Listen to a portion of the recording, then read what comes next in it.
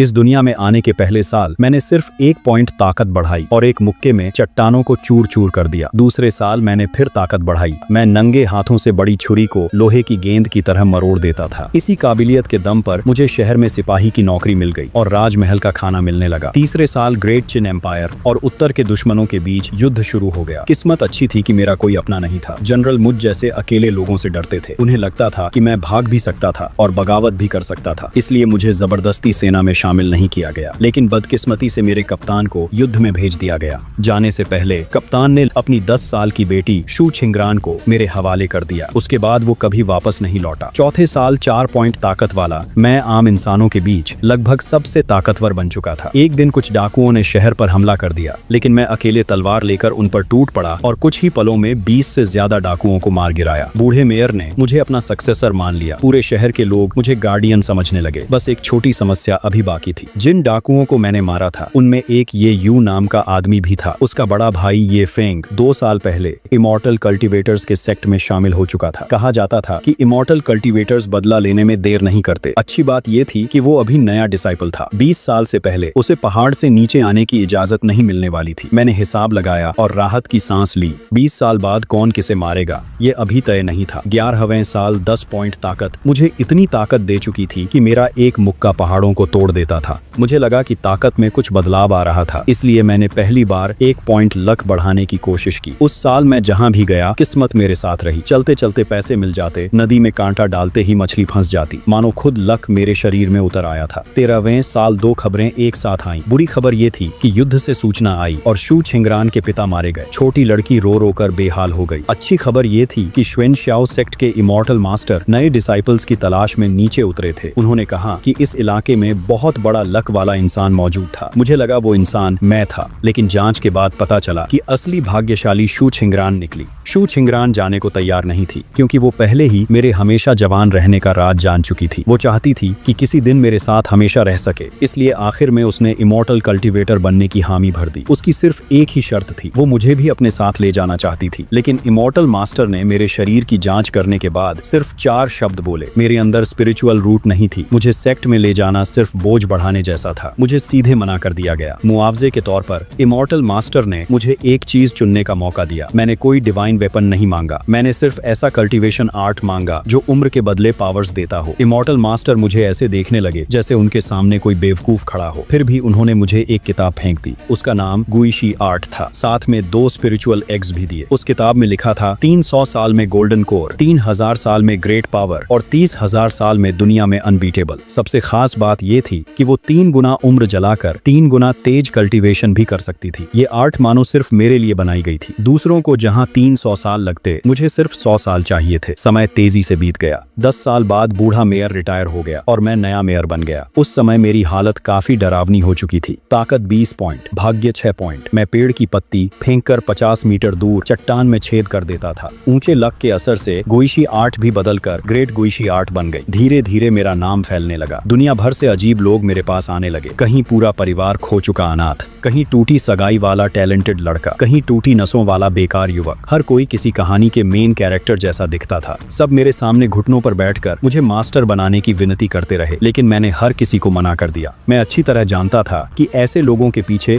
हमेशा मुसीबत और दुश्मनी लगी रहती थी। एक को डिसाइपल बना लिया तो जिंदगी भर चैन नहीं मिलता। ये लोग जाने को तैयार नहीं हुए और शहर में ही बस गए। धीरे धीरे शांत गांतांग सिटी एक छोटे मार्शल आर्ट वर्ल्ड में बदल गया। एक दिन किसी ने मेरी ताकत जांचने के लिए जानबूझकर मेरे इलाके में गैंग फाइट करवा दी। मैं चाय खाने में बैठा रहा। उठने की जरूरत भी नहीं पड़ी। मैंने सिर्फ उंगली से चाय की एक बूंद उठाई और उसे उछाल दिया। वो बूंद तोप के गोले की तरह निकली और उकसाने वाले आदमी को कई दर्जन मीटर दूर फेंक दिया। आधी सड़क टूट गई। सब लोग डर से कांप उठे। इसके बाद असली जिम्मेदार सामने आया। वो ग्रेट चिन एम्पायर के जेनवू विभाग का जनरल था। वो मुझे देश बचाने के लिए बुलाने आया था। मैंने सिर्फ एक सवाल पूछा, क्या ग्रेट चिन में कोई दूसरा इमॉर्टल कल्टीवेटर नहीं बचा? क्योंकि जब मैं पहली बार इस दुनिया में आया था तब मैंने अपनी आंखों से एक इमॉर्टल कल्टीवेटर को आसमान से उतरकर एक हथेली में पूरा शहर मिटाते देखा था। उसी वजह से मैंने छिपकर ताकत बढ़ाने का फैसला किया था। अब अचानक ऐसा कैसे हो गया कि इस्तेमाल लायक कोई नहीं बचा। जनरल ने बताया कि एक और इमॉर्टल कल्टीवेटर था, लेकिन वो वर्षों पहले क्लोज्ड डोर कल्टीवेशन में चला गया और दुनिया के मामलों से रिश्ता तोड़ चुका था। अब उम्मीद सिर्फ मुझसे थी। उसकी बातों से मुझे पता चला कि ये दुनिया असली इमॉर्टल वर्ल्ड नहीं थी। असली कल्टीवेशन वर्ल्ड स्पिरिचुअल रियल्म में था। अगर वहाँ के कल्टीवेटर्स जबरदस्ती इस दुनिया में उतरते तो हेवनली रूल्स उनकी ताकत दबा देते थे। इसी वजह से बहुत कम लोग नीचे आते थे। ये सुनकर मुझे राहत मिली। मतलब इस दुनिया में सच में ताकतवर लोग ज्यादा नहीं थे। अगर मैं कुछ हजार साल और छिपा रहा तो दुनिया में सबसे ताकतवर बन सकता था। जहाँ तक युद्ध में जाने की बात थी, मैंने तुरंत मना कर दिया। मैं सीधे गायब हो गया। युद्ध बहुत खतरनाक था। मैं हर हाल में उससे दूर रहना चाहता था। कुछ दिनों बाद शहर में अचानक कई सूखी लाशें मिलने लगी। ऐसी घटना कई साल पहले भी हुई थी। मुझे याद था कि उस समय एक युनदाओ मास्टर ने इस मामले को संभाला था, लेकिन इस बार वो खुद नहीं आए। आखिर में सिर्फ उनकी लाश और एक चिट्ठी मिली। उस चिट्ठी में लिखा था कि पहाड़ों में एक विशाल सांप छिपा था जो ड्रैगन बनने वाला था। वो इंसानों को मारकर कल्टीवेशन कर रहा था। मैंने चिट्ठी पढ़ने के बाद आसपास खड़े लोगों से पूछा कि क्या किसी ने कई दर्जन मीटर लंबे घायल सांप को देखा था। कुछ ही देर बाद पहाड़ों के अंदर मुझे वो विशाल सांप मिल गया। वो मरने की हालत में पड़ा था। विशाल सांप गुस्से में दहाड़ते हुए बोला कि उसे बस कुछ और इंसानों की जरूरत थी और फिर वो ड्रैगन बन जाता। उसने कहा कि मैंने उसका इमॉर्टल रास्ता बर्बाद कर दिया और मुझे हेवनली पनिशमेंट मिलेगी। मैंने सीधे जवाब दिया कि मैं इस दुनिया का इंसान नहीं था। इस दुनिया के रूल्स मुझ पर काम करेंगे या नहीं, ये भी पक्का नहीं था। इतना बोलने के बाद मैंने एक और मुक्का मारा और उसी जगह उस सांप दानव को खत्म कर दिया। ऊंचे लक के असर से मुझे उसके शरीर से ड्रैगन एनर्जी की एक धारा मिली। उसके बाद मेरे पास दूर से हमला करने की नई ताकत आ गई। उस समय मुझे अपनी असली ताकत का अंदाजा हुआ। शायद मैं पहले से कई गुना ज्यादा खतरनाक बन चुका था।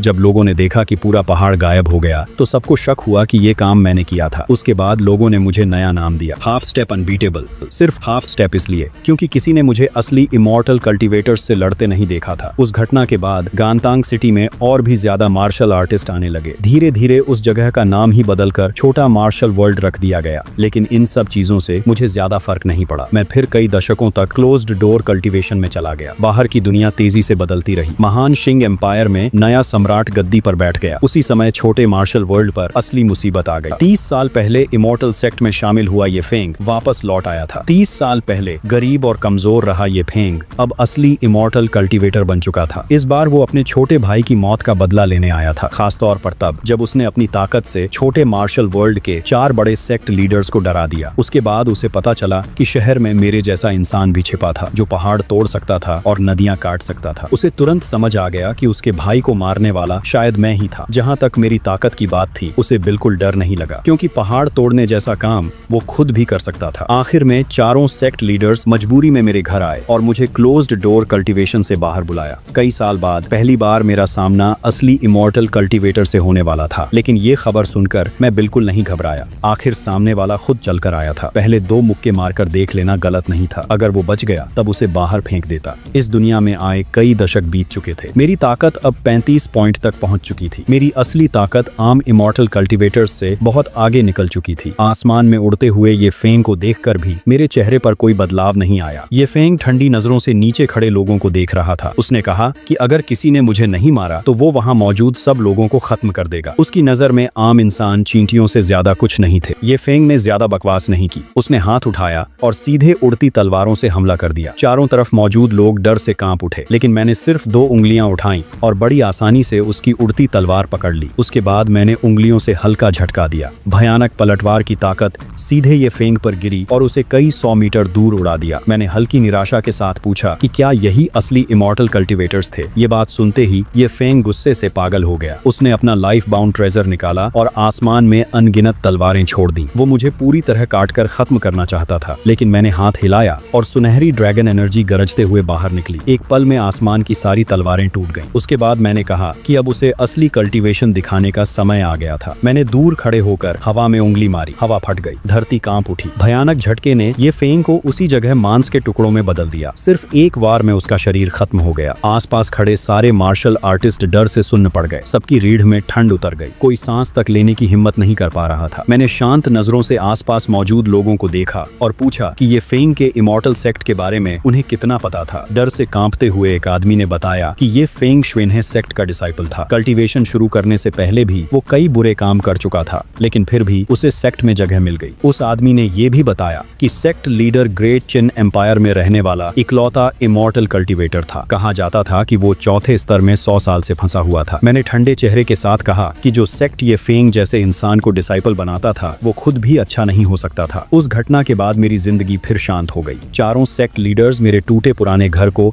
नया बनवाना चाहते थे, लेकिन मैंने मना कर दिया। 80 साल गुजर चुके थे, पुराने जानने वाले लोग एक एक करके मर चुके थे। सिर्फ वो पुराना घर अब भी बीते दिनों की याद संभाले था। कुछ समय बाद झेंडू विभाग का वही बूढ़ा जनरल फिर मेरे पास आया। जो आदमी पहले जोश से भरा रहता था अब सफेद बालों वाला बूढ़ा बन चुका था। मैंने उसे देखकर पूछा कि क्या युद्ध अभी तक खत्म नहीं हुआ था। बूढ़े जनरल ने भारी आवाज में बताया कि पुराने सम्राट की मौत के बाद नया शासक गद्दी पर बैठ चुका था। दरबार में अफरा तफरी फैल चुकी थी। फर्स्ट डिफेंस लाइन टूट गई थी। अब सिर्फ बड़ी राजकुमारी लियू रुयान ही सेना संभाल रही थी। वो खुद युद्ध भूमि में उतरकर मुश्किल से दूसरी डिफेंस लाइन बचा रही थी। उसने कहा कि ग्रेट चिन के पास अब इस्तेमाल करने लायक कोई जनरल नहीं बचा था। इमॉर्टल सेक्ट से भी कोई मदद नहीं मिलने वाली थी। अब उम्मीद सिर्फ मुझसे थी। मैंने हैरानी से पूछा कि क्या ग्रेट चिन में सारे जनरल मर चुके थे जो एक औरत को युद्ध में उतरना पड़ रहा था। मैं उसे मना करने ही वाला था, लेकिन अचानक रुक गया। बूढ़े आदमी को लगा कि मैं फिर इनकार करने वाला था। उसने जल्दी से बताया कि लियू रुयान भले औरत थी, लेकिन उसमें पुराने सम्राट जैसी हिम्मत थी। उसने कहा था कि अगर ग्रेट चिन हार गया तो उत्तर के दुश्मन पूरे देश के लोगों को खून के गुलाम बना देंगे। मैंने शांत आवाज में जवाब दिया कि मैंने अभी तक मना नहीं किया था। मैंने सिर्फ इतना कहा कि सारे जनरल मरने के बाद एक औरत का अकेले युद्ध संभालना सही नहीं लग रहा था। अगर मैं मदद करता तो शायद युद्ध खत्म हो सकता था। इसके बाद मैंने पूछा कि युद्ध भूमि कहाँ थी। बूढ़े आदमी ने बताया कि युद्ध भूमि यहाँ से 3000 ली दूर था। उसकी बात खत्म होते ही मैंने टोपी पहन ली। मैंने उसे वापस जाने के लिए कहा। अगले ही पल भयंकर तूफान उठा। बूढ़ा आदमी आंख तक नहीं खोल पाया।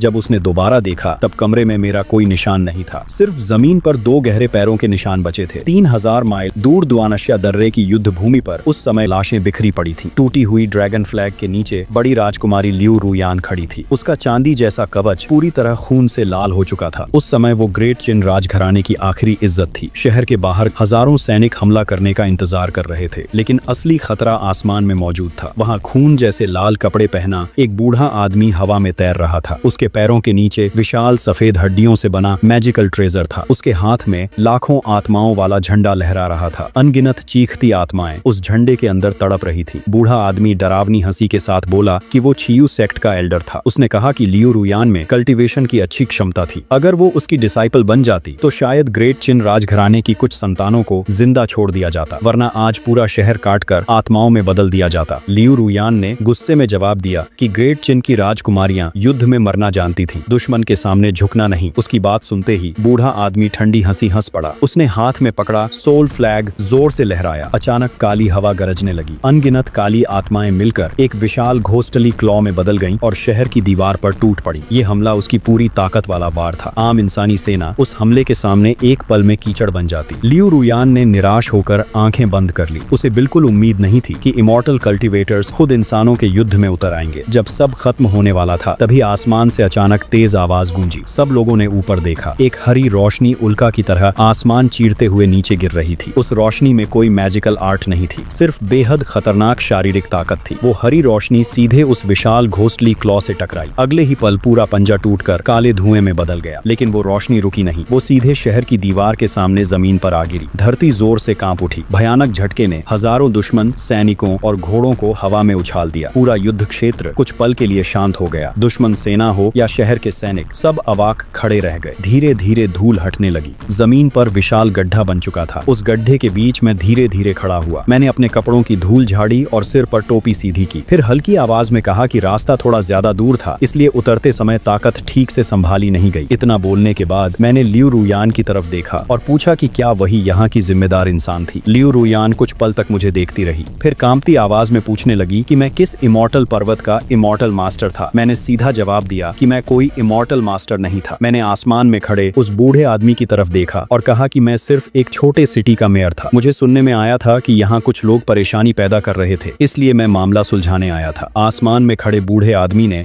तुरंत अपनी डिवाइन सेंस मेरे ऊपर डाली, लेकिन उसे मेरे शरीर में जरा भी स्पिरिचुअल एनर्जी महसूस नहीं हुई। वो हैरान होकर चिल्लाया कि मैं सिर्फ एक इंसान था। उसे लगा कि मैं कोई साधारण मार्शल आर्टिस्ट था। हालांकि उसे समझ नहीं आया कि उसका हमला कैसे टूटा। लेकिन इमॉर्टल कल्टीवेटर्स के दिल में इंसानों के लिए घमंड बहुत गहरा था। उसका चेहरा गुस्से से भर गया। उसने तुरंत मंत्र चलाया और लाल उड़ती तलवार मेरी तरफ भेज दी। वो तलवार सीधे मेरे माथे की तरफ बढ़ी। दीवार पर खड़ी लियू रुयान डर के मारे चिल्ला उठी, लेकिन मैं अपनी जगह से हिला तक नहीं। जैसे ही तलवार मेरे माथे के पास पहुंची, मैंने उंगली उठाकर हल्का झटका दिया। लोहे को काटने वाली वो स्पिरिचुअल तलवार मेरी एक उंगली से उड़ गई। सिर्फ इतना ही नहीं, भयानक पलटवार की ताकत से तलवार में दरारें फैल गई। अगले ही पल वो टुकड़ों में टूट गई। अपना लाइफ बाउंड ट्रेजर टूटते ही आसमान वाला बूढ़ा आदमी खून उगलने लगा। उसकी आंखों में डर भर गया। वो यकीन नहीं कर पा रहा था कि इंसानी शरीर से कोई स्पिरिचुअल तलवार तोड़ सकता था। मैंने सिर्फ इतना कहा कि उसकी तलवार बहुत कमजोर थी। इसके बाद मैंने हल्का झुककर जमीन पर पैर जमाया। मेरे पैरों के नीचे की धरती तुरंत टूट गई। अगले ही पल मेरा शरीर आसमान में पहुंच चुका था। ये उड़ना नहीं था, मैं सिर्फ छलांग लगाकर ऊपर पहुंचा था। बूढ़े आदमी की आंखें डर से सिकुड़ गईं। उसे बस इतना समय मिला कि वो जल्दी से स्पिरिचुअल शील्ड बना सके। वो डरते हुए बोला कि मैं उसे छोड़ दूं। उसने कहा कि वो छियू सेक्ट का इंसान था, लेकिन मेरे चेहरे पर कोई बदलाव नहीं आया।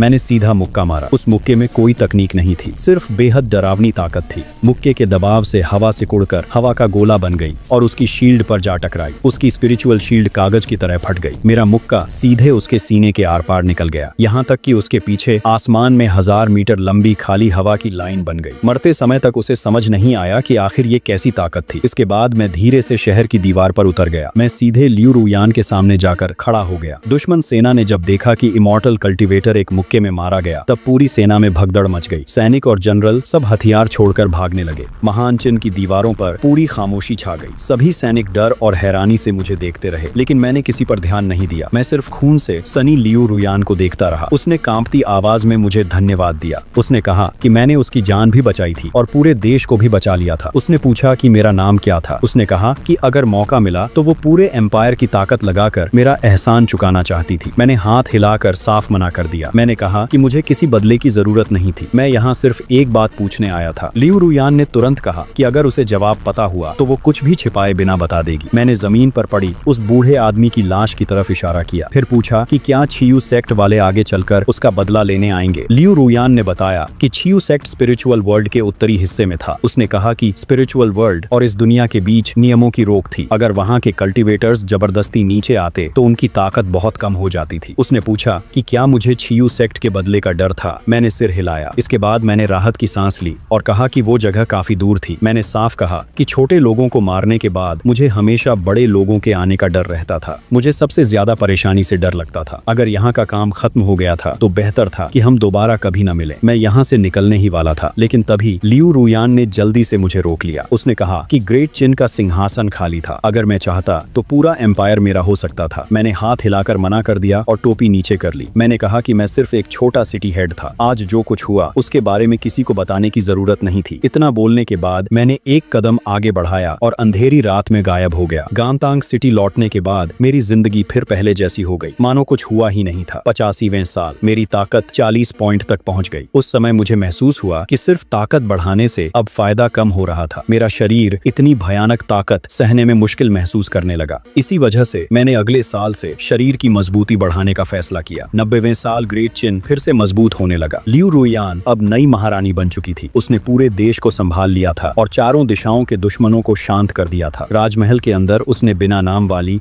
एक पत्थर की समाधि बनवाई थी। हर महीने की पहली और 15वीं तारीख को वो वहाँ पूजा करने जाती थी। बहुत कम लोग जानते थे कि वो किसी इंसान का इंतजार कर रही थी। उस समय मैं शहर के तालाब किनारे बैठकर मछली पकड़ रहा था। इन 10 सालों में मैंने 5 पॉइंट बॉडी स्ट्रेंथ बढ़ाई थी। अब मेरा शरीर हाई लेवल स्पिरिचुअल वेपन जितना मजबूत हो चुका था। अगर कोई गोल्डन कोर कल्टीवेटर भी मुझे खड़े खड़े हमला करता तो शायद मेरी सिर्फ चमड़ी छिलती। 95वें साल मुझे अचानक मार्शल आर्ट लोगों के हाथ एक अधूरा मैप मिला। उस मैप में स्पिरिचुअल वर्ल्ड जाने वाले प्राचीन टेलीपोर्ट स्थान की जानकारी थी। मैंने एक नजर देखा और उसे किताब के नीचे दबाकर मेज का सहारा बना दिया। स्पिरिचुअल वर्ल्ड जाने का मेरा कोई इरादा नहीं था। सुना था वहाँ गोल्डन कोर कल्टीवेटर्स कुत्तों जितने आम थे। वहाँ हर जगह ताकतवर लोग घूमते रहते थे। इस दुनिया में मैं अनबीटेबल एंसेस्टर कहलाता था, लेकिन स्पिरिचुअल वर्ल्ड में शायद कोई भी मुझे उंगली से मार सकता था। मुझे बिल्कुल नहीं पता था कि सिर्फ मेरे शरीर की ताकत ही वहाँ के कई ताकतवर कल्टीवेटर्स को खत्म करने के लिए काफी थी। 100वें साल गांतांग सिटी के बूढ़े बूढ़े लोग एक एक करके दुनिया छोड़ते गए। धीरे धीरे मैं शहर का सबसे बूढ़ा इंसान बन गया, लेकिन मेरा चेहरा अब भी 20 साल के युवक जैसा था। लोगों को शक न हो इसलिए मैंने भेष बदलने की स्किल से खुद पर मूंछें बना ली और खुद को मिडिल एज आदमी जैसा दिखाने लगा। उसी साल शहर में बेहद खूबसूरत और शाही कपड़े पहनी एक औरत आई। मैंने उसे पहली नजर में पहचान लिया। वो लियू रुयान थी। 20 साल गुजर चुके थे। उसके चेहरे पर समय के निशान दिखाई देने लगे थे। उसे पता था कि मुझे परेशानी पसंद नहीं थी। इसी वजह से उसने पूरे 20 साल तक मुझे ढूंढने की कोशिश नहीं की। लेकिन अब वो महारानी का पद छोड़ चुकी थी। राज सिंहासन छोड़ने के बाद वो अकेली यहाँ चली आई थी। उसने दरवाजे पर खड़े होकर धीरे से पूछा कि क्या उसे एक कप चाय मिल सकती थी। मैंने दरवाजा खोला और उसे अंदर आने दिया। चाय अभी अभी बनी थी। उसने पुराने समय की बात नहीं छेड़ी। मैंने भी उस युद्ध वाली घटना का जिक्र नहीं किया। हम दोनों पुराने दोस्तों की तरह बैठकर बातें करते रहे। हमने शहर की फसल की बात की, पड़ोसियों की छोटी मोटी बातों पर हंसी की। उस पल वो ग्रेट महारानी नहीं थी और मैं भी कोई रहस्यमयी ताकतवर इंसान नहीं था। उस समय हम सिर्फ दुनिया में जी रहे दो साधारण इंसानों जैसे थे। कुछ समय बाद लियू रुयान शहर में ही बस गई। उसने मेरे घर के पास छोटा सा आंगन खरीद लिया। वो हर दिन फूल उगाती और पौधों की देखभाल करती। कभी कभी मेरे घर आकर खाना भी खा लेती। उसने कभी मेरे कल्टीवेशन के बारे में नहीं पूछा। मैंने भी कभी राजमहल की बातें नहीं छेड़ी। धीरे धीरे शहर के लोग कहने लगे कि बूढ़े सिटी हेड की जिंदगी में आखिरकार प्यार आ गया था। मैं सिर्फ मुस्कुराता रहा। न मैंने इनकार किया और न ही कुछ माना, क्योंकि मैं अच्छी तरह जानता था कि इंसानों की पूरी जिंदगी मेरे लिए बहुत छोटी थी। 115वें साल मेरी ताकत 50 पॉइंट तक पहुंच गई। बॉडी स्ट्रेंथ भी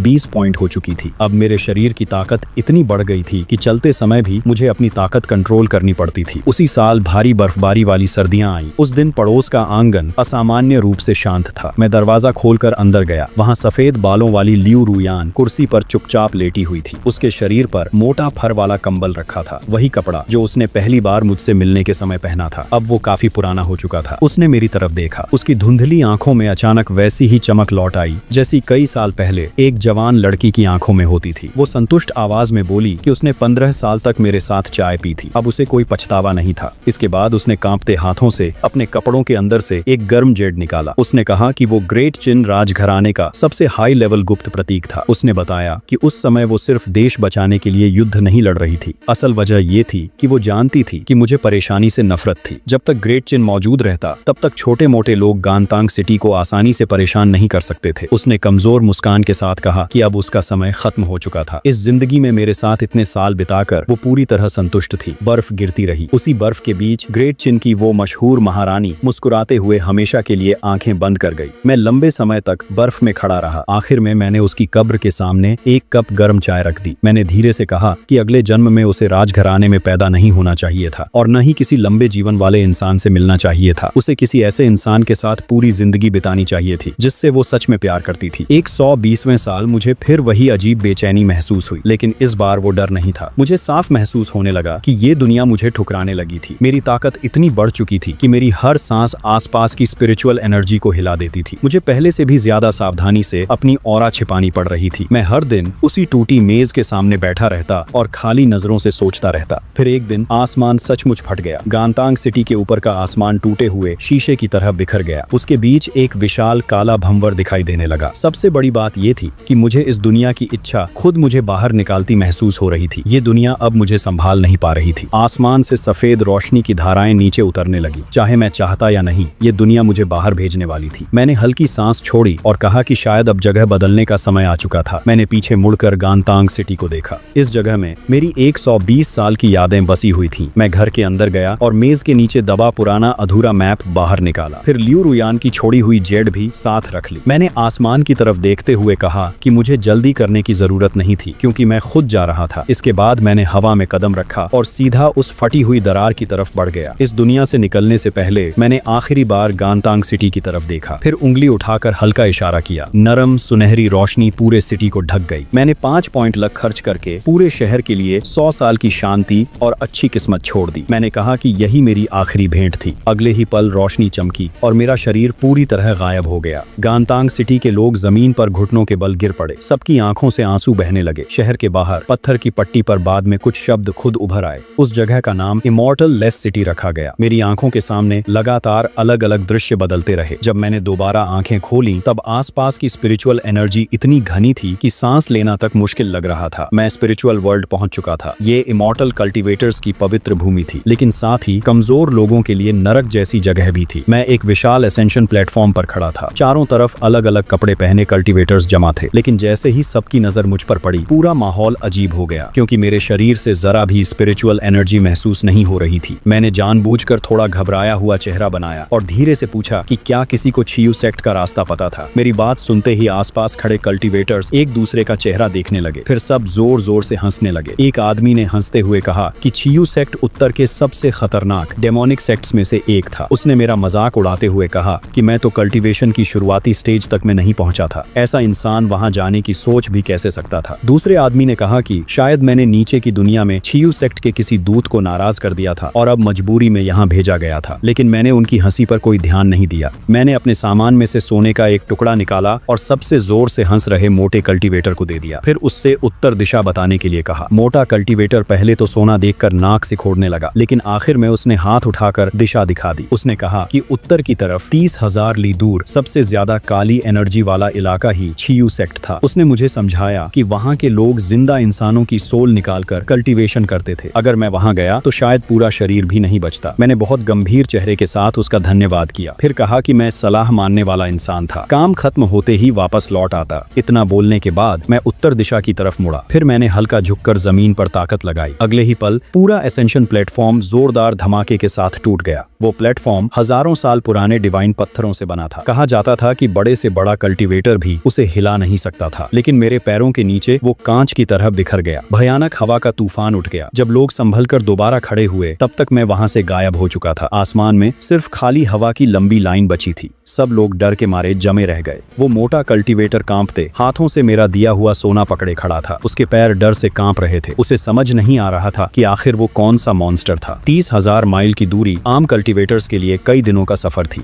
लेकिन मेरे लिए वो सिर्फ कुछ बड़ी छलांगों का मामला था। आधे घंटे बाद मैं उत्तर के काले पहाड़ों तक पहुंच गया। पूरा इलाका घने काले धुएं और भयानक एनर्जी से भरा था। छियू सेक्ट का मुख्य पर्वत उसी जगह मौजूद था। मुख्य भवन के अंदर उस समय छियू सेक्ट का लीडर ब्लडमिंग एंसेस्टर गुस्से में चिल्ला रहा था। वो अपने आदमियों को निकम्मा कहकर डांट रहा था। उसने कहा कि पूरे 80 साल गुजर चुके थे, लेकिन नीचे की दुनिया वाला सिटी हेड अब तक नहीं मिला था। उसने याद दिलाया कि मैंने एक मुक्के में उनके 9वें एल्डर का लाइफ बाउंड ट्रेजर और शरीर दोनों तोड़ दिए थे। उस घटना की वजह से छियू सेक्ट की नीचे की दुनिया में पूरी इज्जत खत्म हो गई थी। उसने कहा कि अगर बदला नहीं लिया गया तो छियू सेक्ट पूरी तरह मजाक बन जाता। नीचे खड़े सभी एल्डर्स डर के मारे चुप थे। आखिर में सबसे बड़े एल्डर ने कांपती आवाज में समझाया कि नीचे की दुनिया पर हेवनली प्रेशर बहुत ज्यादा था। अगर ज्यादा ताकतवर कल्टीवेटर्स नीचे उतरते तो उन पर बिजली गिर जाती। इसी वजह से इतने सालों में भी मेरा पता नहीं चल पाया था। ब्लडमिंग एंसेस्टर और ज्यादा गुस्सा होने ही वाला था, लेकिन तभी आसमान से तेज हरी रोशनी गिरती दिखाई दी। वो रोशनी सीधे मुख्य भवन के सामने सफेद पत्थर वाले मैदान पर आ गिरी। पूरा पहाड़ जोर से कांप उठा। अनगिनत इमारतें झटके से टूट गईं। हर तरफ चीखें गूंजने लगी। ब्लडमिंग एंसेस्टर तुरंत बाकी लोगों के साथ बाहर भागा। सबने देखा कि मैदान के बीच विशाल गड्ढा बन चुका था। धूल धीरे धीरे हट रही थी। उस धुएं के बीच एक आदमी पुरानी टोपी पहने आराम से अपने कपड़ों की धूल झाड़ रहा था। ब्लडमिंग एंसेस्टर ने तुरंत अपनी डिवाइन सेंस मेरे ऊपर डाली, लेकिन उसे मेरे शरीर में जरा भी स्पिरिचुअल एनर्जी महसूस नहीं हुई। उसका चेहरा तुरंत बदल गया। वो समझ नहीं पा रहा था कि बिना एनर्जी वाला इंसान ऐसा कैसे कर सकता था। उसने जोर से पूछा कि मैं कौन था और छियू सेक्ट में क्यों घुस आया था। मैंने टोपी सीधी की और शांत नजरों से सबको देखा।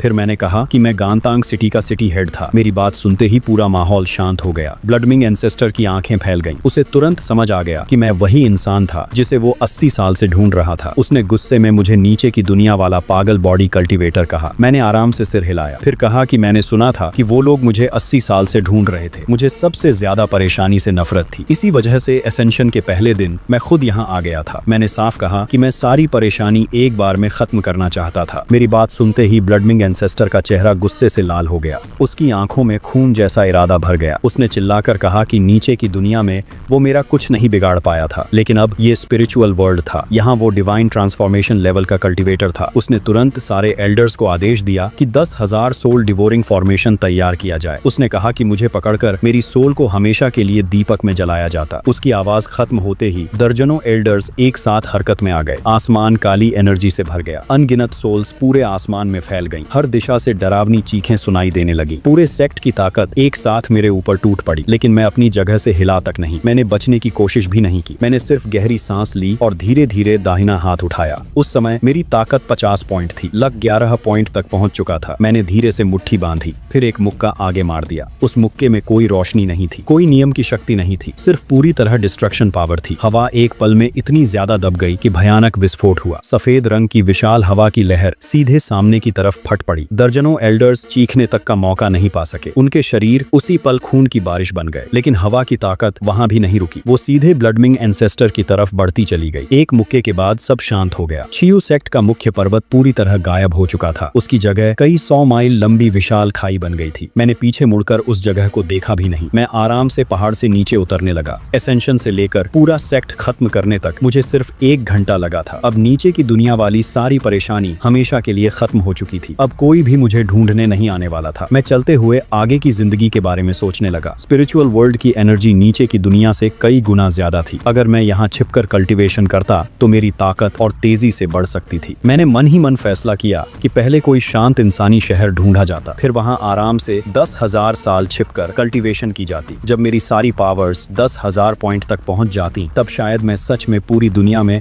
अनबीटेबल बन जाता। ये सोचकर मैं हल्का मुस्कुराया और टोपी नीचे कर ली। एसेंशन प्लेटफॉर्म वाली घटना आधे दिन के अंदर आसपास के 17 शहरों में फैल गई। 3 दिन बाद छियू सेक्ट के खत्म होने की खबर पूरे उत्तर स्पिरिचुअल वर्ल्ड में आग की तरह फैल गई। लेकिन किसी ने इन दोनों घटनाओं को जोड़कर नहीं देखा, क्योंकि किसी को यकीन ही नहीं था कि नीचे की दुनिया से आया एक इंसान 1 घंटे में हजारों साल पुराने डेमोनिक सेक्ट को खत्म कर सकता था। ये बात मेरे लिए अच्छी थी। जितना कम लोग मुझ पर ध्यान देते उतना बेहतर था। छिपकर रहना ही सबसे सुरक्षित तरीका था। छियू सेक्ट खत्म करने के बाद मैंने जानबूझकर अपनी रफ्तार धीमी कर दी। आखिर ये नीचे की दुनिया नहीं थी। यहाँ हर जगह खतरनाक लोग मौजूद थे। मैंने फैसला किया कि यहाँ पहले चुपचाप रहना ही बेहतर था। मैं लगातार दक्षिण दिशा में चलता रहा। जहाँ भी इंसानी बस्तियां दिखती, मैं उसी रास्ते से गुजरता। 7 दिन बाद मैं फेंगचियाओ सिटी नाम की छोटी जगह पहुंच गया। वो जगह पहाड़ और नदी के बीच बसी हुई थी। वहाँ की स्पिरिचुअल एनर्जी बहुत कमजोर थी। बड़े सेक्ट्स भी वहाँ कम ही आते थे। शहर में ज्यादातर शिकारी, जड़ी बूटी बेचने वाले और व्यापारी रहते थे। सबसे जरूरी बात ये थी कि वहाँ परेशानी बहुत कम थी। मैंने 2 चांदी के सिक्के देकर छोटा सा पुराना घर खरीद लिया। फिर लियू रुयान की छोड़ी हुई जेड को कमरे में टांग दिया। उस अधूरे मैप को फिर से मेज के नीचे दबा दिया। मुझे महसूस हुआ कि वो चीज मेज संभालने के लिए सच में बहुत काम की थी। स्पिरिचुअल वर्ल्ड में आने के पहले साल मैंने ताकत नहीं बढ़ाई। इस बार मैंने 1 पॉइंट मैजिक पावर बढ़ाई। अगले ही पल मेरे शरीर के अंदर धीरे धीरे घूम रही ग्रेट गुइशी स्किल अचानक जल उठी। स्पिरिचुअल वर्ल्ड की एनर्जी नीचे की दुनिया से कई गुना ज्यादा थी। पहली बार मुझे साफ महसूस हुआ कि मेरे शरीर के अंदर असली स्पिरिचुअल सोर्स पैदा हो चुका था। वो एनर्जी बहुत कमजोर थी। शायद शुरुआती कल्टीवेटर्स भी उसे खास नहीं मानते, लेकिन मेरे लिए उसका मतलब बहुत बड़ा था, क्योंकि अब मैं सिर्फ मुक्के मारने वाला सिटी हेड नहीं रहा था। अब मैं मैजिक पावर और शरीर दोनों का कल्टीवेटर बन चुका था। दूसरे साल मैंने फिर 1 पॉइंट मैजिक पावर बढ़ाई। महान गुइशी स्किल स्पिरिचुअल वर्ल्ड की एनर्जी के असर से दोबारा बदलने लगी। अब वो सिर्फ उम्र बढ़ाने वाली स्किल नहीं रही थी, वो पूरी नई कल्टीवेशन आर्ट बन गई। मैंने उसका नाम श्वेनवू इमॉर्टल लाइफ आर्ट रखा। नाम काफी भारी था, लेकिन उसका असर भी उतना ही खतरनाक था। वो सिर्फ उम्र को पावर्स में नहीं बदलती थी, वो मेरे खून, मैजिक पावर और डिवाइन सेंस को भी दबाकर मजबूत बनाती थी। सीधी बात ये थी कि अब वो मेरे छिपकर रहने के लिए और ज्यादा सही बन चुकी थी। तीसरे साल मैंने पहली बार अपनी डिवाइन सेंस फैलाने की कोशिश की। जैसे ही मेरी डिवाइन सेंस बाहर फैली, पूरा फेंगचियाओ सिटी मेरी आंखों के सामने साफ दिखाई देने लगा। मुझे पूर्वी गली की टोफू बेचने वाली विधवा दिखी, जो चुपके से लोहार को पैसे दे रही थी। मुझे पश्चिमी गली का शराबी आदमी भी दिखा, जो अपनी पत्नी के छिपाए पैसे निकाल रहा था। यहाँ तक कि सिटी हेड के घर का हाल भी दिखाई दे रहा। वो बूढ़ा आदमी हिसाब की किताब देखकर परेशान बैठा था। मैंने तुरंत अपनी डिवाइन सेंस वापस खींच ली। बहुत ज्यादा चीजें जानना भी परेशानी बन सकता था, लेकिन परेशानी ऐसी चीज थी जो सिर्फ चाहने से दूर नहीं होती। आधे महीने बाद फेंगचियाओ सिटी के बाहर एक खूंखार भेड़िया दानव आ गया। बूढ़ा सिटी हेड कुछ सिपाहियों को लेकर शहर के दरवाजे पर खड़ा था। डर के मारे उसके पैर कांप रहे थे। मैं भी भीड़ के पीछे खड़ा था। मेरा लड़ने का बिल्कुल मन नहीं था, लेकिन उस भेड़िया दानव ने सीधे मेरे घर की दीवार पर हमला कर दिया। एक ही काट में उसने आधी दीवार गिरा दी। मैं कुछ पल चुप खड़ा रहा, फिर धीरे धीरे आगे बढ़ा और एक मुक्के में उसका सिर उड़ा दिया। पूरा शहर वहीं जम गया। बूढ़ा सिटी हेड तो डर के मारे सीधे मेरे सामने घुटनों पर बैठ गया। मैंने उसे उठाकर समझाया कि मैं सिर्फ यहाँ से गुजरने वाला बाहरी इंसान था। लेकिन अगले दिन सुबह शहर के लोग खुद मेरे घर पहुंच गए। सब लोग मिलकर एक बड़ा बोर्ड उठाए खड़े थे। उस बोर्ड पर सुनहरे अक्षरों में लिखा था, कृपया सिटी हेड बन जाइए। मैं दरवाजे पर खड़ा उस बोर्ड को देखता रहा। रहा। कुछ देर तक मेरे चेहरे पर कोई भाव नहीं आया। मैं स्पिरिचुअल वर्ल्ड में सिर्फ छिपकर रहने आया था, लेकिन घूमते घूमते फिर से सिटी हेड बन चुका था। आखिर में स्पिरिचुअल वर्ल्ड में मेरी पहली पहचान फेंगचियाओ सिटी के नए हेड की बन गई।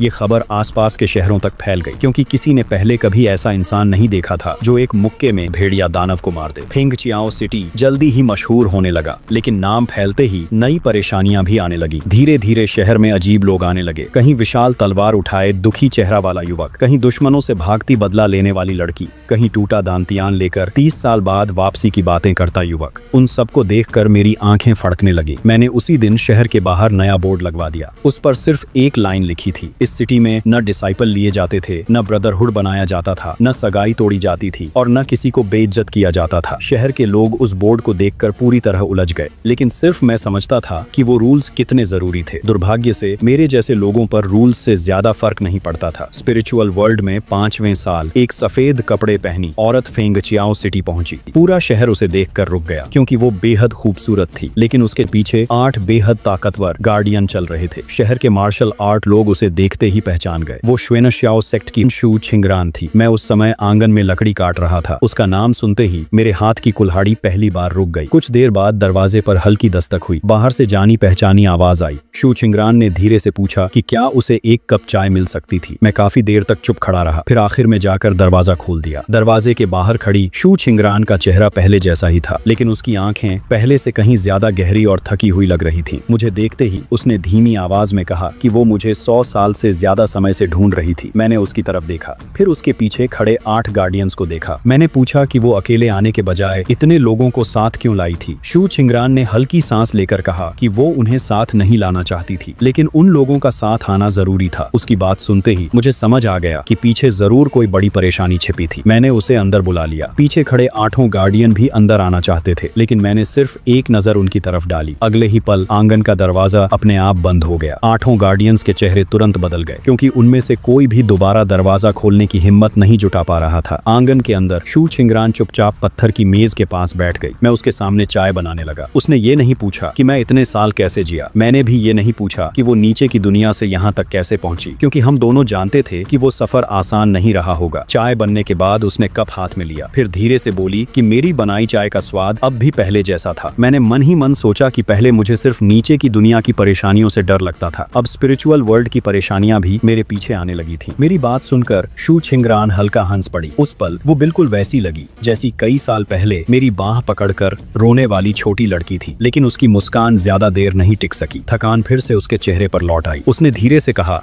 कि इस बार वो मुझसे मदद मांगने आई थी। उसने कहा श्वेनशाओ सेक्ट में बड़ी मुसीबत आ चुकी थी। जिस मास्टर ने उसे बचाया था, उसी के नए सेक्ट लीडर ने जोंगजो के डेस्टिनी हॉल के साथ मिलकर उसके शरीर की खास पावर्स इस्तेमाल करना चाहते थे। वो लोग प्राचीन कब्र खोलने की तैयारी कर रहे थे। अगर वो मना करती तो पूरे श्वेनशाओ सेक्ट का अंत हो जाता। मैं कुछ देर चुप रहा। शू छिंगरान ने पूछा कि क्या अब दरवाजा खोलने का पछतावा हो रहा था। मैंने कहा कि थोड़ा बहुत जरूर हो रहा था, लेकिन इतना भी नहीं। शू छिंगरान ने सिर झुका लिया, लेकिन उसके होंठों पर हल्की मुस्कान आ गई। वो समझ चुकी थी कि मेरा मतलब साफ था कि मुझे कोई पछतावा नहीं। तभी आंगन के बाहर से किसी की ठंडी आवाज गूंजी। बाहर खड़े लोगों ने कहा कि सेक्ट लीडर का आदेश था और शू छिंगरान को तुरंत वापस लौटना होगा। उन्होंने चेतावनी दी कि अगर वो किसी अज्ञात इंसान के साथ उलझी रही तो वो लोग भी नरमी नहीं दिखाएंगे। मैंने चाय की तरफ देखते हुए कहा कि लोग चाय खत्म होने से पहले ही सिर पर चढ़ने लगे थे। शू छिंगरान ने धीरे से बताया कि वो लोग काफी समय से बाहर नजर रख रहे थे। मैंने सिर हिलाया और चाय का प्याला नीचे रख दिया। मैं जानता था कि जहां वो पहुंचती वहां मुसीबत ज्यादा दूर नहीं रहती। जैसा सोचा था, तीसरे दिन दोपहर में डेस्टिनी हॉल के लोग पहुंच गए। इस बार एक काले कपड़े पहना हुआ अधेड़ आदमी आया था। उसने सीधे हमला नहीं किया, क्योंकि वो श्वेनशाओ सेक्ट के एल्डर्स से ज्यादा सावधान था। वो डिफेंस सर्कल के बाहर खड़ा होकर दूर से हाथ जोड़ने लगा। उसने अपना नाम जो फेई बताया और कहा कि वो डेस्टिनी हॉल के आदेश पर आया था। उसने कहा कि वो मुझसे बात करना चाहता था। फिर उसने पूछा कि क्या मुझे पता था कि शू छिंगरान के पास डेस्टिनी कॉन्ट्रैक्ट मौजूद था। उसने कहा कि वही कॉन्ट्रैक्ट प्राचीन कब्र खोलने की चाबी था। मैंने शांत आवाज में जवाब दिया कि वो कॉन्ट्रैक्ट शू छिंगरान का था, किसी और का नहीं। झो फेई ने पूछा कि क्या मैं सच में डेस्टिनी हॉल के खिलाफ खड़ा होना चाहता था। मैंने कहा कि पहले ऐसा इरादा नहीं था, लेकिन अब वो लोग खुद मेरे दरवाजे तक आ पहुंचे थे। मेरी बात सुनकर देखकर बाहर का माहौल अचानक शांत हो गया। झो फेई को उम्मीद नहीं थी कि मैं इतनी साफ बात करूंगा। कुछ देर बाद वो अचानक हंसने लगा। उसने घमंड से कहा कि डेस्टिनी हॉल 7 लाख सालों से झोंगझो में खड़ा था। उसने बताया कि उनके हॉल में अनगिनत ताकतवर कल्टीवेटर्स मौजूद थे। फिर उसने पूछा कि क्या मैं सच में भाग्य के खिलाफ लड़ सकता था। मैंने आसमान की तरफ देखा और शांत आवाज में कहा कि पहले भी कुछ लोग ऐसी बातें बोल चुके थे, लेकिन आखिर में वो सब मर गए थे। झो फेई के चेहरे की मुस्कान धीरे धीरे गायब हो गई। अगले ही पल उसकी आस्तीन से 3 तांबे के सिक्के उड़कर बाहर आए। वो सिक्के हवा में बड़े होते गए और पूरे इलाके को ढकने वाला एक विशाल मैजिक सर्कल बन गया। उस सर्कल के ऊपर भाग्य की अजीब शक्ति घूमने लगी। यही डेस्टिनी हॉल की असली तकनीक थी। उस शक्ति से इंसानों का भाग्य बदला जा सकता था। पूरा आसमान अचानक काला पड़ गया। कस्बे के लोगों को ऐसा महसूस होने लगा जैसे उनकी आत्मा शरीर से बाहर खिंच रही थी। शू छिंगरान मेरे पास आकर धीरे से बोली कि यही असली भाग्य तकनीक थी और मुझे सावधान रहना चाहिए। मैंने सिर हिलाया और अचानक हवा में मौजूद एक अदृश्य भाग्य रेखा पकड़ ली। झो फेई की आंखें डर से फैल गईं। वो भाग्य रेखा सामान्य इंसानों को दिखाई भी नहीं देती थी, लेकिन मैंने उसे रस्सी की तरह खींचकर हवा से बाहर निकाल लिया। मैंने उसे देखते हुए कहा कि यही चीज भाग्य कहलाती थी। कुछ पल देखने के बाद मुझे लगा कि वो काफी कमजोर थी। अगले ही पल मैंने हल्का सा जोर लगाया और पूरा मैजिक सर्कल वहीं टूटकर बिखर गया। झो फेई को जोरदार झटका लगा और उसके मुंह से खून निकल पड़ा। वो डर से चिल्लाने लगा कि कोई इंसान अपने हाथों से भाग्य रेखा को छू ही नहीं सकता था। मैंने हाथ झाड़ते हुए कहा कि अब मुझे समझ आ गया था कि भाग्य तकनीक और किस्मत की शक्ति कैसे काम करती थी। झो फेई का पूरा शरीर ठंडा पड़ गया। उसे एहसास हो चुका था कि मैं उसकी ताकत का सामना नहीं कर रहा था। मैं सिर्फ एक नजर में उसकी तकनीक सीख रहा था। कोई इंसान पहली बार देखकर भाग्य रेखा तोड़ दे, ऐसी बात किसी मॉन्स्टर से भी आगे थी। अब उसकी हिम्मत टूट चुकी थी। वो तुरंत भागने के लिए मुड़ा, लेकिन मैं अपनी जगह से उठा तक नहीं। मैंने बस उंगली से हल्का सा इशारा किया। एक अदृश्य शक्ति हवा चीरती हुई कई माइल दूर पहुंच गई। अगले ही पल झो फेई, उसकी सोल, उसकी डिफेंस तकनीक और उसके सारे खजाने हवा में फटकर राख बन गए। उस दिन के बाद पूरा फेंगचियाओ कस्बा शांत हो गया। अब कोई वहां आने की हिम्मत नहीं करता था। यहाँ तक कि उड़ने वाले जानवर भी उस इलाके से बचकर निकलने लगे। मुझे आखिरकार कुछ समय की शांति मिली, लेकिन मैं जानता था कि ये ज्यादा दिन नहीं टिकेगी। मरने से पहले झो फेई खबर झोंगझो भेज चुका था। आधे महीने बाद डेस्टिनी हॉल के 3 महान फॉर्च्यून टेलर एक साथ मेरी फ्यूचर देखने बैठे। वो मेरा अतीत, मेरा भाग्य और मेरा शू छिंगरान से रिश्ता जानना चाहते थे। पहले फॉर्च्यून टेलर को सिर्फ खालीपन दिखाई दिया और उसी समय उसकी आंखों से खून निकलने लगा। दूसरा फॉर्च्यून टेलर एक शब्द तक बोल नहीं पाया और उसका शरीर वहीं फट गया। तीसरे फॉर्च्यून टेलर की हालत सबसे बुरी हुई। उसने जबरदस्ती फ्यूचर देखना जारी रखी और उसे एक पत्थर की पट्टी दिखाई दी। उस पर लिखा था कि इस जगह प्रेडिक्शन करना मना था। उसे देखते ही वो पागल हो गया। पूरा डेस्टिनी हॉल दहशत में डूब गया। हॉल लीडर ने तुरंत आदेश जारी किया।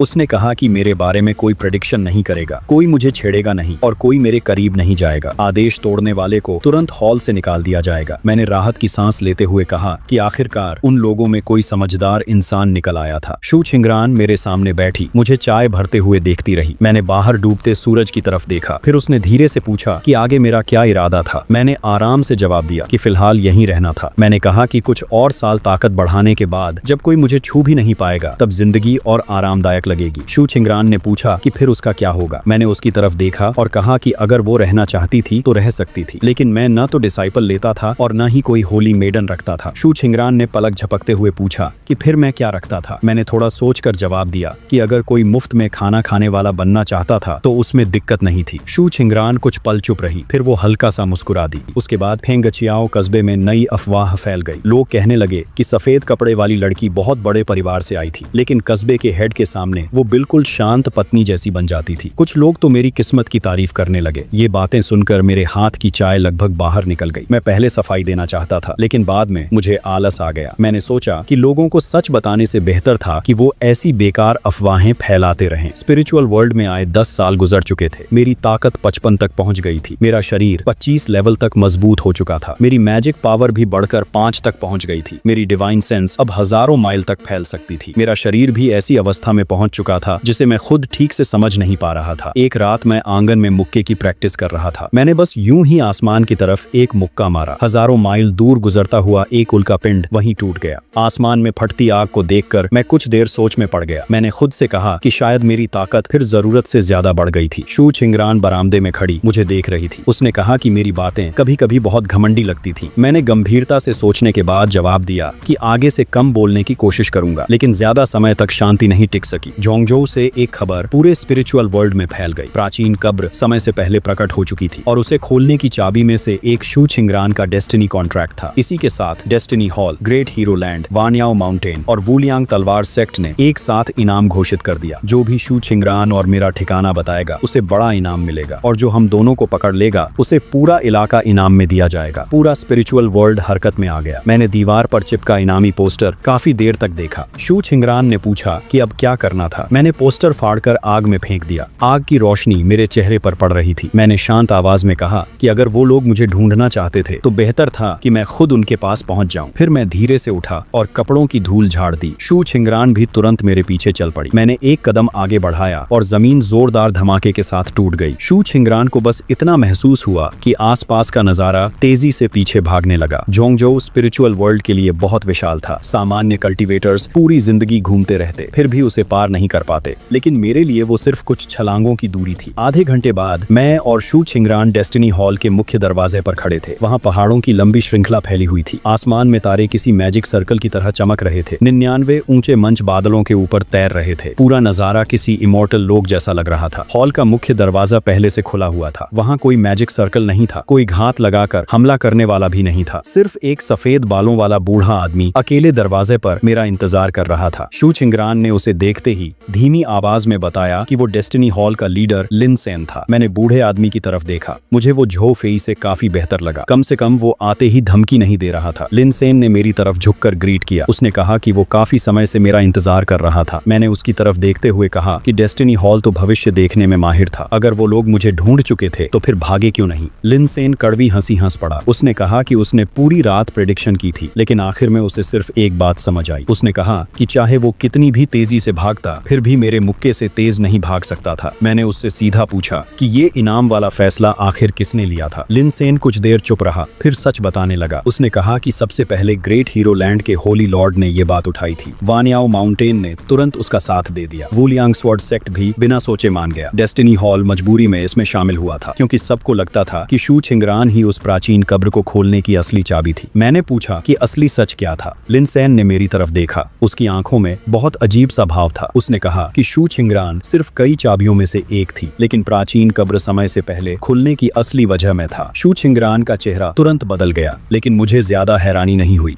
मैंने उसे आगे बोलने को कहा। लिन सेन ने गहरी सांस ली। उसने कहा कि उस प्राचीन कब्र में कोई खजाना नहीं छिपा था। वहाँ एक ऐसा इमोर्टल सील था जो बाहरी दुनिया से गिरकर आया था। कहानी के मुताबिक मरने से पहले उस इमोर्टल ने पूरी चांगदी सी लैंड को करप्ट कर दिया था। बाद में लिंग वर्ल्ड के कई इमोर्टल्स ने मिलकर उसे सील किया था। उसी के ऊपर वो प्राचीन कब्र बनाई गई थी। अब उसकी सील कमजोर पड़ चुकी थी, लेकिन लिन सेन को लग रहा था कि वहाँ मौजूद लोग खजाना नहीं, मुसीबत बाहर निकालने वाले थे। मुसीबत शब्द सुनते ही मैं थोड़ा सीरियस हो गया। मैंने पूछा कि सील कब खुलने वाली थी। लिन सेन ने बताया कि आज रात कब्र खुलने वाली थी। उस जगह का नाम चांगदी सी का गुइशु गेट था। मैंने सिर हिलाया। लिन सेन कुछ पल झिझका, फिर उसने कहा कि आज रात वहाँ बहुत बड़े लोग आने वाले थे। ग्रेट हीरो लैंड का होली लॉर्ड, वानयाओ माउंटेन का किंग, वुलियांग स्वॉर्ड सेक्ट का सेक्ट मास्टर और कई पुराने मॉन्स्टर्स वहाँ पहुँचने वाले थे। उसने कहा कि शायद वो लोग मेरे सामने ज्यादा देर टिक नहीं पाएंगे, लेकिन गुइशु गेट के पीछे जो चीज थी शायद खुद उन्हें भी नहीं पता था कि वो क्या थी। मैंने शांत आवाज में कहा कि मुझे इंसानों से डर नहीं लगता था, मुझे सिर्फ अजीब चीजों से परेशानी होती थी। डेस्टिनी हॉल छोड़ने के बाद मैं और शू छिंगरान बिना रुके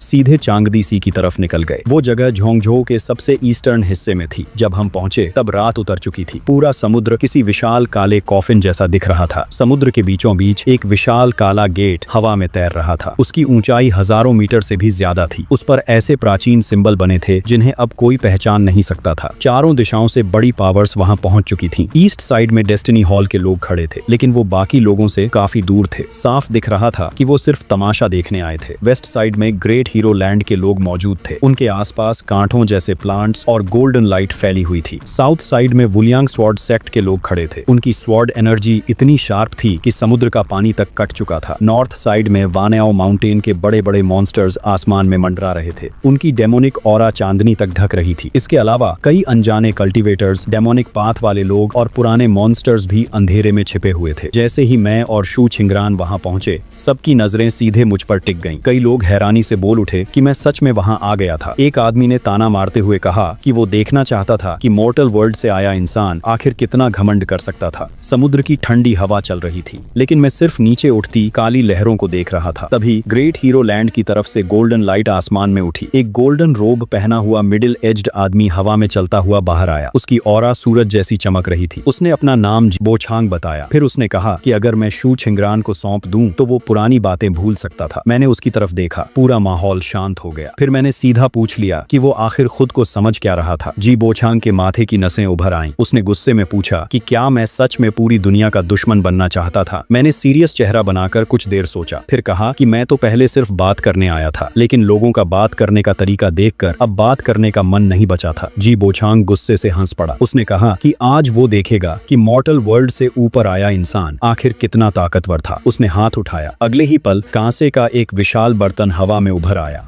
जैसे ही वो दिखाई दिया, आसपास की सारी स्पिरिचुअल एनर्जी दबने लगी। समुद्र का पानी भी कई दर्जन मीटर नीचे धंस गया। अगले ही पल वो विशाल कांसे का बर्तन सीधे मेरी तरफ गिर पड़ा। उस पल ऐसा लग रहा था जैसे पूरा आसमान नीचे दब गया हो, लेकिन मैं अपनी जगह से हिला तक नहीं। मैंने बस एक हाथ ऊपर उठाया और उस विशाल बर्तन को रोक लिया। जोरदार धमाके के साथ समुद्र में हजारों मीटर ऊंची लहर उठ गई, लेकिन मेरे पैर जमीन में 1 इंच भी नहीं धंसे। चारों तरफ खड़े कल्टीवेटर्स पूरी तरह सुन्न रह गए। जी बोछांग का चेहरा डर से बदल गया। उसे यकीन ही नहीं हो रहा था। मैंने उस कांसे के बर्तन को हाथ में उछाल कर देखा, फिर शांत आवाज में कहा कि चीज काफी मजबूत थी। अगले ही पल मैंने उंगलियां जोर से बंद कर दी। विशाल कांसे के बर्तन से दर्द जैसी चीख निकलने लगी। उसके ऊपर एक के बाद एक दरारें फैलने लगी। जी बोछांग के मुंह से खून निकल पड़ा। वो डर के मारे चिल्लाया कि मुझे तुरंत रुक जाना चाहिए, लेकिन तब तक बहुत देर हो चुकी थी। एक जोरदार धमाके के साथ पूरा कांसे का बर्तन मेरे हाथों में टूटकर बिखर गया। उसके अनगिनत टुकड़े समुद्र में गिरने लगे। जी बोछांग वहीं पत्थर की तरह खड़ा रह गया। मैंने टूटे हुए सबसे बड़े टुकड़े को उठाकर अपने थैले में रख लिया, फिर आराम से कहा कि बाद में इससे पानी उबालने का बर्तन बना लूंगा। भीड़ अभी तक सदमे से बाहर भी नहीं निकली थी। तभी वुलियांग स्वॉर्ड सेक्ट की तरफ से तेज तलवारों की आवाज गूंज उठी। एक बूढ़ा आदमी हजारों उड़ती तलवारों के साथ आसमान से नीचे उतरा। उसकी दाढ़ी और बाल हवा में उड़ रहे थे। उसके शरीर से खतरनाक मारने वाली ऑरा निकल रही थी। उसने गुस्से में कहा कि कोई भी इंसान डिवाइन वेपन की बेइज्जती नहीं कर सकता था। फिर उसने अपना नाम शिए डिंग बताया और मुझे मरने के लिए तैयार रहने को कहा। उसने हाथ नीचे गिराया। अगले ही पल लाखों उड़ती तलवारें बारिश की तरह मेरी तरफ टूट पड़ी। पूरा रात का आसमान सफेद रोशनी से भर गया। मैं अपनी जगह पर खड़ा रहा। फिर मैंने धीरे से 2 उंगलियां आगे बढ़ाईं। जैसे ही तलवारें मेरे करीब पहुंची, वो अचानक हवा में रुक गईं। ऐसा लग रहा था जैसे वो किसी अदृश्य दीवार से टकरा गई हो। अगले ही पल मैंने मुट्ठी बंद कर दी। पूरी तलवारों की धारा एक साथ सिकुड़ने लगी। लाखों उड़ती तलवारें दबकर एक विशाल लोहे की गेंद बन गई। शिए डिंग की आंखें लाल हो गई। वो दर्द से चिल्लाने लगा कि वो उसकी सारी तलवारें थीं। मैंने उंगली से हल्का सा इशारा किया। वो विशाल लोहे की गेंद उल्का की तरह वापस उसकी तरफ उड़ गई। शिए डिंग और उसके पीछे खड़े 36 तलवार कल्टीवेटर उसी समय धुएं की तरह फट गए। पूरा तलवार सेक्ट अचानक शांत हो गया। तभी समुद्र के बीच मौजूद काला दरवाजा चमकने लगा। शू छिंगरान का चेहरा थोड़ा सफेद पड़ गया। उसने धीमी आवाज में कहा कि दरवाजे के पीछे की चीज मुझे देख रही थी। मुझे भी वही एहसास हो चुका था। वो कोई भ्रम नहीं था। दरवाजे के पीछे सच में कोई चीज मुझे घूर रही थी। अगले ही पल पूरा काला दरवाजा जोर से कांपने लगा। एक विशाल काली जंजीर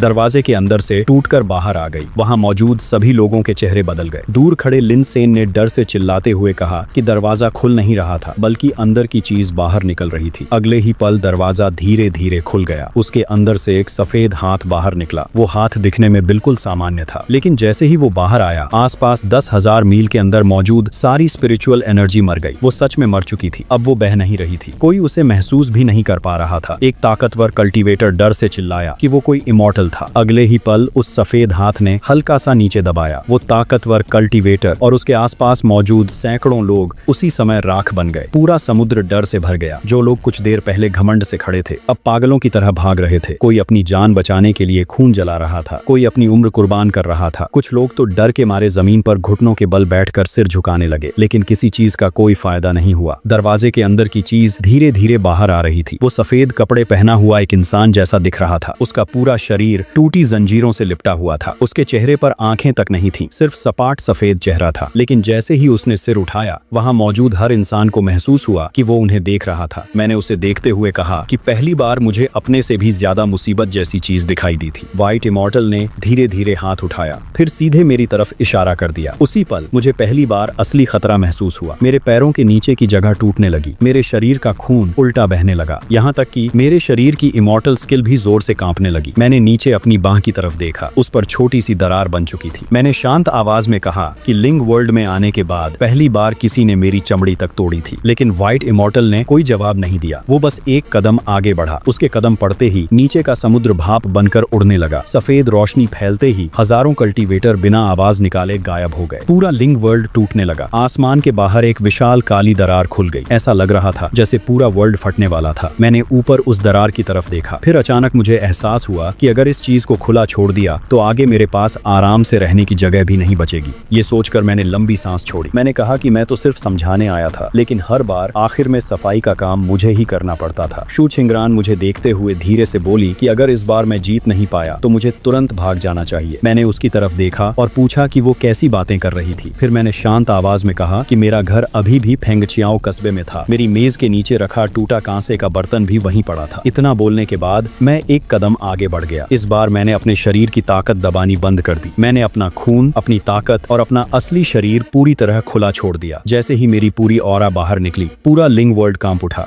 10,000 मील तक फैले पहाड़ और समुद्र एक साथ हिलने लगे। जो कल्टीवेटर अभी तक भाग रहे थे वो मेरी लाइफ एनर्जी के दबाव से जमीन पर घुटनों के बल गिर पड़े। व्हाइट इमॉर्टल के शरीर पर बंधी काली जंजीरें टूटकर 9 काले ड्रैगन में बदल गईं। वो सभी सीधे मेरी तरफ झपट पड़े। मैंने पहला ड्रैगन हाथ से पकड़ लिया, फिर उसे कोड़े की तरह घुमाकर दूसरे ड्रैगन पर दे मारा। दूसरा ड्रैगन उसी समय फट गया। तीसरे ड्रैगन को मैंने पैर से कुचल दिया। चौथा ड्रैगन मेरी कमर से लिपट गया, लेकिन वो पूरी तरह कस भी नहीं पाया था कि मेरे शरीर की ताकत से वहीं टूट गया। दूर खड़े कल्टीवेटर्स के सिर सुन्न पड़ गए। कई लोग डर से चिल्लाने लगे कि कोई इंसान सिर्फ शरीर की ताकत से ऐसी जंजीरें कैसे तोड़ सकता था। व्हाइट इमॉर्टल ने समझ लिया कि सीधे ताकत से मुझे दबाना आसान नहीं था। उसने अचानक आसमान की तरफ हाथ उठाया। ऊपर मौजूद विशाल काली दरार और बड़ी हो गई। उस दरार के अंदर से अनगिनत काली परछाइयां बाहर निकलने लगी। ऐसा लग रहा था जैसे वो लोग इस मौके का फायदा उठाकर लिंग वर्ल्ड में घुसना चाहते थे। लिनसेन की हालत डर से खराब हो गई। उसने कांपती आवाज में कहा कि व्हाइट इमॉर्टल वर्ल्ड का दरवाजा खोल रहा था। अगर बाहरी दुनिया का प्रदूषण अंदर आ गया तो पूरा लिंग वर्ल्ड खत्म हो जाएगा। बाहरी दुनिया शब्द सुनते ही मैं कुछ पल के लिए रुक गया। फिर अचानक मुझे याद आया कि तियानमिंग हॉल के फॉर्च्यून टेलर मरने से पहले यही शब्द बोलने की कोशिश कर रहे थे। अब मुझे समझ आ गया था कि उनका मतलब क्या था। व्हाइट इमॉर्टल ने मेरी झिझक महसूस कर ली। अगले ही पल वो अचानक गायब हो गया। जब वो दोबारा दिखाई दिया तब वो सीधे शू छिंगरान के सामने खड़ा था। उसने हाथ बढ़ाकर उसकी सोल को पकड़ने की कोशिश की। शू छिंगरान के शरीर से तुरंत सफेद सुनहरी जंजीरें निकलने लगी। वो पूरी ताकत से व्हाइट इमॉर्टल को रोकने लगी, लेकिन उसके सामने उसकी शक्ति बहुत कमजोर थी। मेरी आंखें उसी पल ठंडी पड़ गईं। मैंने गुस्से में कहा कि वो मरना चाहता था। अगले ही पल मैं अपनी जगह से गायब हो गया। असल में मैं गायब नहीं हुआ था। मेरी रफ्तार इतनी तेज थी कि वहां मौजूद किसी इंसान की आंखें मुझे देख ही नहीं पाईं। जब मैं दोबारा दिखाई दिया तब मैं व्हाइट इमॉर्टल के पीछे खड़ा था। मेरा हाथ उसके सीने के अंदर घुसा हुआ था। पूरा वर्ल्ड फिर से शांत हो गया। व्हाइट इमॉर्टल ने धीरे से नीचे देखा। मेरे हाथ में काले रंग की धड़कती हुई गोल चीज थी। वो दिल जैसा दिख रहा था, लेकिन उसमें खून या मांस की कोई ऑरा नहीं थी। उसे पकड़ते ही पहली बार मुझे अपने हाथ में जलन महसूस हुई। वो मुझसे भी ऊंचे स्तर की पावर थी, लेकिन मैंने एक पल भी नहीं सोचा। मैंने तुरंत मुट्ठी बंद कर दी। काला दिल उसी समय फट गया। व्हाइट इमॉर्टल का शरीर जोर से कांप उठा। उसके शरीर की सफेद रोशनी तेजी से टूटने लगी, लेकिन वो तुरंत नहीं मरा। उसके सपाट चेहरे पर धीरे धीरे एक दरार खुल गई। वो किसी मुंह जैसी लग रही थी। अगले ही पल एक भारी और टूटी हुई आवाज सीधे मेरे दिमाग में गूंजी। उसने कहा कि आखिरकार वो मुझसे मिल ही गया था। मेरी आंखें सिकुड़ गईं। मैंने पूछा कि क्या वो मुझे जानता था। व्हाइट इमॉर्टल ने कहा कि वो मुझे नहीं जानता था, लेकिन वो मेरे जैसे लोगों को जानता था। उसकी आवाज टूटने लगी। उसका शरीर भी तेजी से बिखरने लगा। मैंने तुरंत पूछा कि उसके बाद क्या हुआ था। व्हाइट इमॉर्टल कुछ पल चुप रहा, फिर उसने आखिरी बार मुंह खोला। उसने सिर्फ 4 शब्द बोले कि मुझे ऊपर नहीं जाना चाहिए। इतना बोलते ही उसका शरीर सफेद रोशनी बनकर बिखर गया। आसमान में खुला विशाल दरवाजा भी धीरे धीरे बंद होने लगा। पूरा वर्ल्ड आखिरकार फिर से शांत हो गया। जो लोग जिंदा बचे थे वो सभी मुझे घूर रहे थे, लेकिन इस बार किसी की आंखों में लालच या गुस्सा नहीं था, सिर्फ डर और सम्मान बचा था, क्योंकि उन्होंने अपनी आंखों से देखा था कि मैंने एक इमॉर्टल को हाथ से मार डाला था। मैं काफी देर तक चुप खड़ा रहा। शू छिंगरान धीरे से मेरे पास आ गई। उसने सावधानी से मेरी तरफ देखा और पूछा कि क्या मैं ठीक था। मैंने नीचे अपने हाथ की तरफ देखा। मेरी हथेली पर सफेद राख जैसी निशानियां बची हुई थीं। शू छिंगरान की आवाज कांप गई। उसने पूछा कि क्या मुझे गंभीर चोट लगी थी। मैंने सिर हिलाया, फिर कहा कि चोट नहीं लगी थी, बस मुसीबत पहले से बड़ी हो गई थी। मेरी बात सुनकर शू छिंगरान कुछ पल के लिए चुप रह गई। फिर उसने कहा कि ऐसे समय में भी मैं सिर्फ मुसीबत की चिंता कर रहा था। तभी पूरी तरह खुले हुए काले दरवाजे के अंदर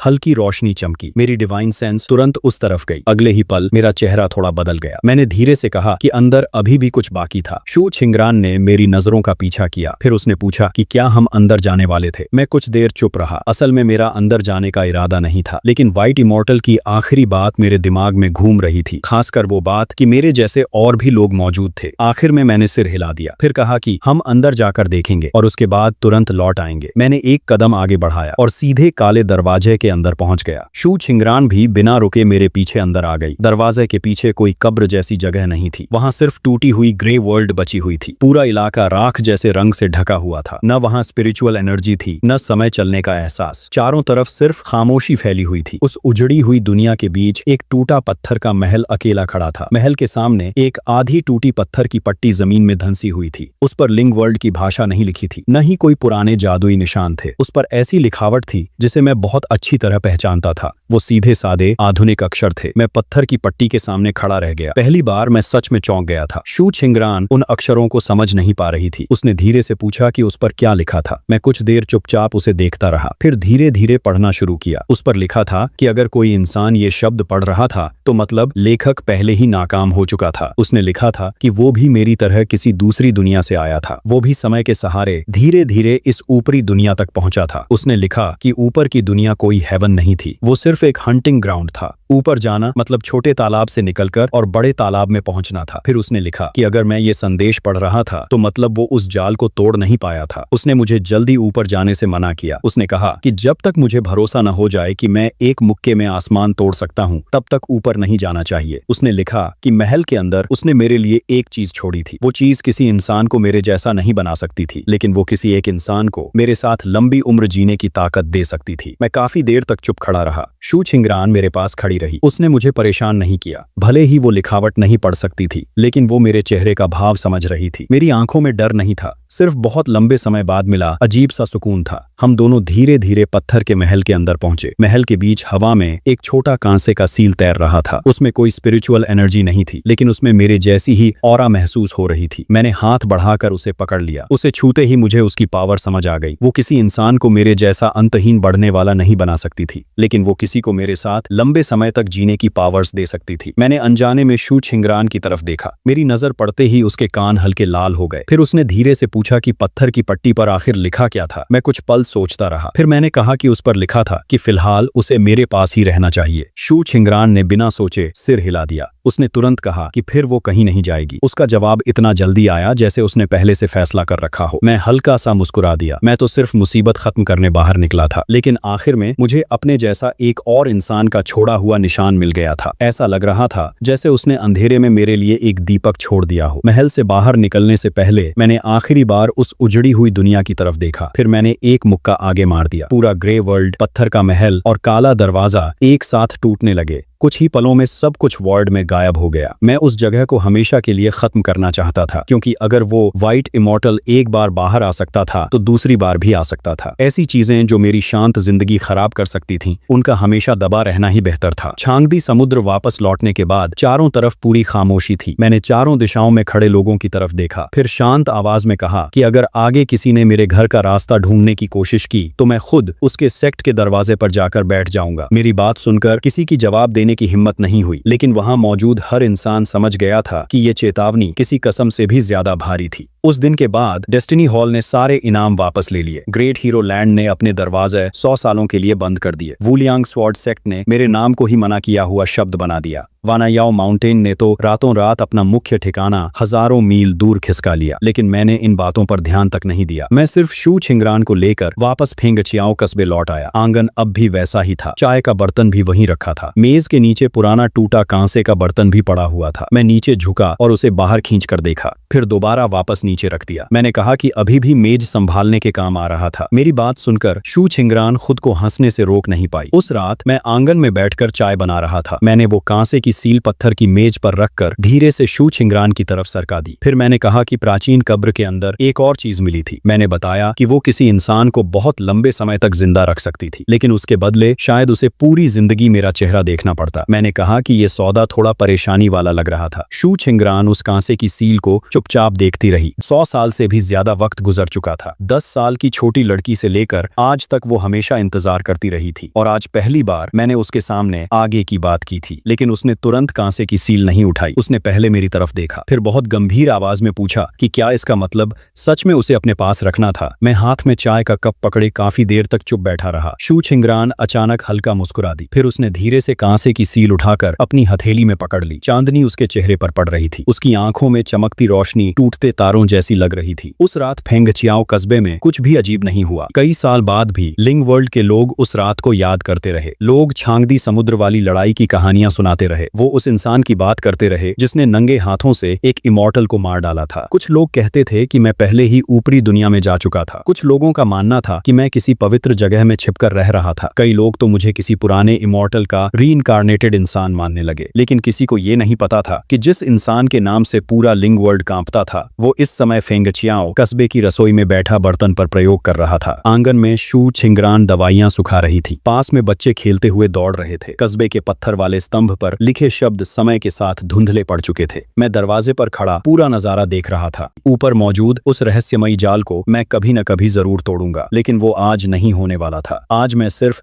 फेंगचियाओ कस्बे का हेड था। मुझे लोगों की रखवाली करनी थी, पड़ोसियों की छोटी छोटी परेशानियां संभालनी थी और ये भी देखना था कि किसके घर की मुर्गी फिर किसी दूसरे के आंगन में घुस गई थी। दोस्तों, कहानी कैसी लगी कमेंट में जरूर बताना और अगर अच्छी लगी हो तो हाइप कर देना।